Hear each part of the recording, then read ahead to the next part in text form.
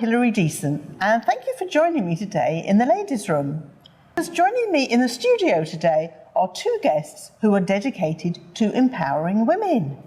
So joining me on my left today is Karen Hasselo. So welcome to you, Karen.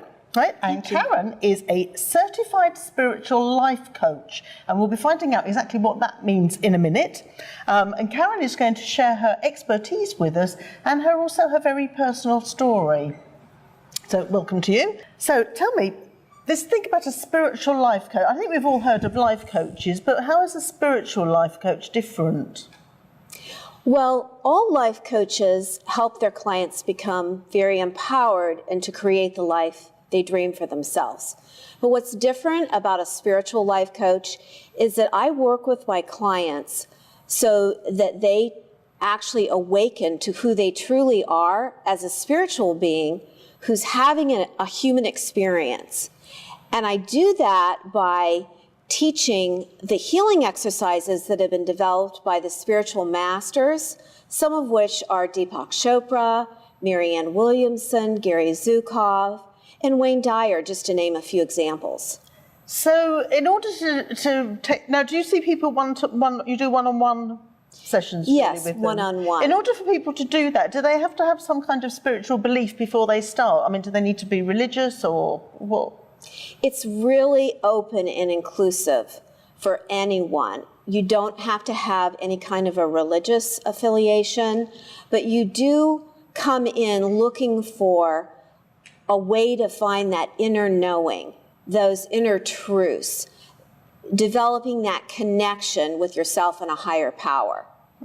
Is that difficult for people to get to grips with? It's quite a complicated thing to get your head around, really, isn't it? Not really. It's more about listening to your inner voice. Okay. And as women, finding our intuition, which is our guiding voice. Oh, no, I think most women tend to know that they're intuitive or that's... Yes, and opening yourself up to that and knowing that there's divine guidance that's a part of that inner voice. Okay, so if somebody came to see you then, how would you start off? What kind of problems do people have when they come to you? Or what reasons? Well, the first thing I do is I assess life areas. So that client looks at their physical health, their emotional health, their spiritual health, their finances, their career aspirations. And most clients, after they take off the rose-colored glasses and look at the unvarnished truth, find that they're only between 30 and 50% satisfied with their life. So, I mean, I suppose they wouldn't be seeing you in the first place if they didn't think there was some issue they needed help with. Right. And then within 2 sessions, I help them look at what pain they're still holding on to from their prior experiences and how that's contaminating their life areas. And from there, the client's able to go through a process. It's like a psycho-spiritual CAT scan. And they actually tap into their 3 top self-help objectives. And that's a laser focus for our work together.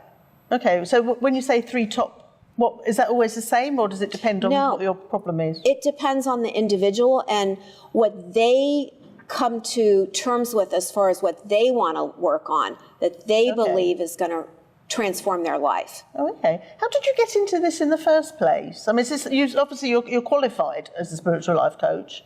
What made you decide to go down that route and not be, one of the many other kinds of life coaches that there are? Well, actually, I have a background in traditional psychotherapy, but what I learned through my own journey of healing after my son was diagnosed with autism, and I entered my own dark night of the soul, I found that those traditional methods, they're very good, but it's limiting in some ways. Oh, can you tell us a little bit, would you mind sharing a little bit about your son and how that made you feel? Thank you. What happened was 18 years ago, my very beloved and longed for adopted son, he was diagnosed with autism. And that put my life on a completely different course. What happened was that I had a series of cascading events, including the loss of my longstanding career, my long-term friends, my 21-year marriage, and most importantly, my health. Because I created long-standing autoimmune disease that actually disabled me. When you say created, do you mean that came about because of your circumstances, or? It wasn't just an unfortunate coincidence that you caught something at the same time? Well, stress is a big factor in people's health. And when you aren't able to release your emotional pain, and for me it was a tremendous amount of sorrow and grief over the losses I experienced, that can become manifested into the body as a physical condition. And that's what happened to me. And so I was looking for a way to heal, and I was stuck for a good 10 years, not being able to sort of transcend everything that had happened. And through searching for answers, I discovered that having that inner spiritual knowing is a big piece of recovering from a tragedy. Oh, okay. And now I get the privilege and I have the passion that drives me to lead other people out of their own dark night of the soul. Yes. I mean, I think that's often the way, perhaps, if you've had a problem yourself that you've dealt with personally, that somehow it helps you if you're helping others. And I think from their point of view as well, it probably helps them to know that you've been, you're not just preaching and saying something, you've actually experienced this yourself. Yes. And with my work, I don't facilitate a healing exercise on anyone else that I haven't experienced myself first. So that's another reason that I'm so passionate, because these healing tools enabled me to, in large measure, recover from my long-standing illness. When you talk about exercises, what kinds of things, can you give us an example? That's a great question. What I do is very similar to what a physical therapist does when they assign rehabbing exercises that patient takes home and practices. I do the same, but in this instance, I'm assigning individualized exercises that's going to help someone be able to release their toxic emotions, be able to self-parent themselves so that they treat themselves with the self-nurturing and unconditional love, learn to set mature boundaries in their life so they're not giving away their life force energy, living in forgiveness so that they're not carrying that burden of the toxic influence either against themselves or someone else. And that's just to name a few of the tools that I teach people. Oh, okay. Right. When you say that toxic then, so you could almost like be poisoning yourself in a way. That's a beautiful way to put it. That's exactly what people do when they hold on to a lack of forgiveness, either against themselves or others. Do you think women find it particularly difficult to forgive themselves, or they're always blaming themselves? Yes, I think that's very common with women. Why? I mean, do you think that's more so with women than men? Yes. Why? I think that women are socialized to take on that burden, the burden of nurturing other people, keeping others, the family, stable and happy, and taking ownership for other people's emotional well-being because we're the nurturers. Yes. And so it's very common for women to then, if things aren't lining up exactly the way their mind tells them it ought to then turn that against themselves. And so I think that in our community, that is something that we all struggle with, is trying to be satisfied with our lives and trying to be happy with where we're at. And so that is something that is brought here in Naperville, living in such a really affluent, fortunate area. Yes. Would you agree with that? I do. I think women are multitaskers, and as the nurturers, often running from morning till late at night, focused on everyone else's needs, and often not really owning their own needs. And when a woman is so outwardly focused, it's easy to get lost in all of that and sort of give away pieces of themselves until they might reach a point where they wake up and they don't know who they are anymore. Yeah, now speaking of multitasking, I know one of the things that you've done as well as counselling women is that you've recently contributed to a book as well. Do you want to tell us a little bit about that? This book is No Mistakes, How You Can Change Adversity into Abundance, and it's 30 true life stories about how individuals overcame their greatest adversity.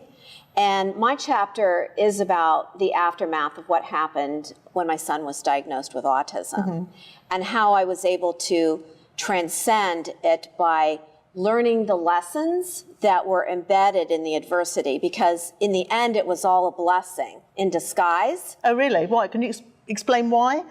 Well, it put me on a completely different path in life.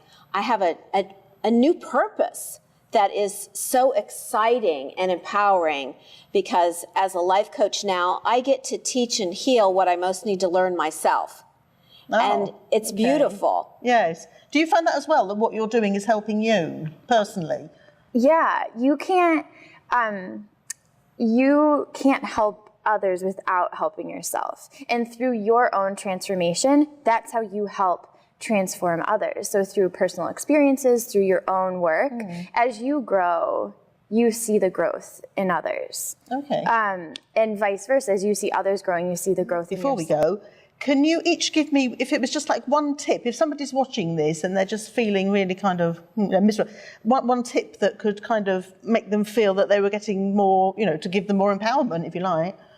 I would say to begin a gratitude journal and to write down 1 to 3 things a day that you're grateful for.